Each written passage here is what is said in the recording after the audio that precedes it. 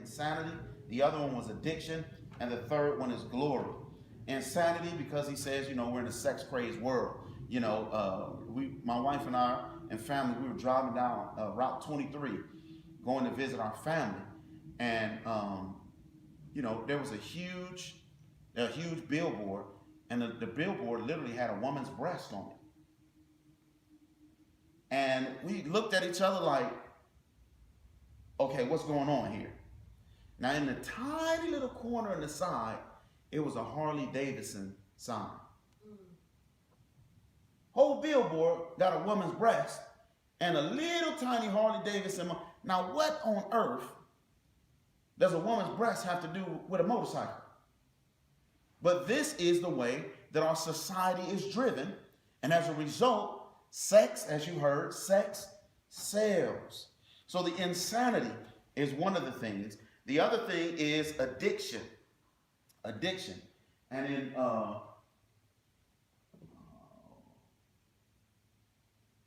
Psalm 9, verse 16, the Bible says, the Lord revealed himself. He accomplished justice. The wicked were ensnared by their own actions. That's the New English translation. And that's a passage, I believe, that fits with the concept of addiction, which is this. I do something, and I think that I can do it, and then just jump out of it and go about living my life and doing whatever I please. But what I don't understand is that when I engage in an activity, I'm ensnared by my choice to engage in that activity.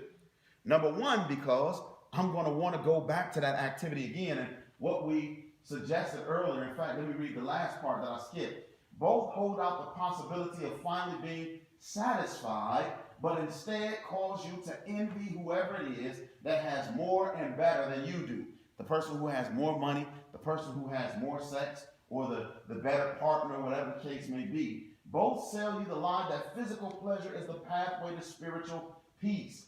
Both are the work of the Creator's hands, but tend to promise you what only the Creator can deliver. Both are beautiful in themselves, but have become distorted and dangerous by means of the fall. So, because I'm looking for something, or I'm expecting something of that which God has not created to deliver what I'm looking for, I end up continuously going back to it, looking for that thrill again and again and again and again. So I become ensnared by my own actions. In Isaiah chapter 43, verse 7, the Bible says, even everyone that is called by my name, for I have created them for my glory. And here's why I want to introduce the concept that the author talks about. I find to be a very powerful concept, and it's the concept of glory. Isaiah 43, verse 7 says that we were created for whose glory? God's glory. For God's glory. So in the human experience, the human beings ourselves, we are a reflection of God's glory, and the human experience itself, it is also a reflection of God's glory. Not only the human experience, but as Psalm 19:7 says, the heavens declare the glory of God, and the firmament shows his handiwork. Now the author says that there are two things here when it comes to glory. He says that there is sign glory and ultimate glory. Sign glory and ultimate glory.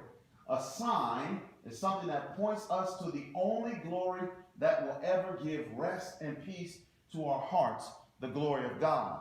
In other words, we look at something that God has made, and that which God has made ultimately points us to who? It points us to God. If I'm looking at a flower or a bed of flowers and I see this variety of colors and I'm just overwhelmed with the fragrance and the beauty of what I'm experiencing, I don't bow down and start worshiping the flowers, do I? Right? I am caused, or I should be reflecting upon the God who could create something that is so beautiful, right? So God's creations are ultimately signs that are supposed to point us towards him. Hey, guess what? God created sex too.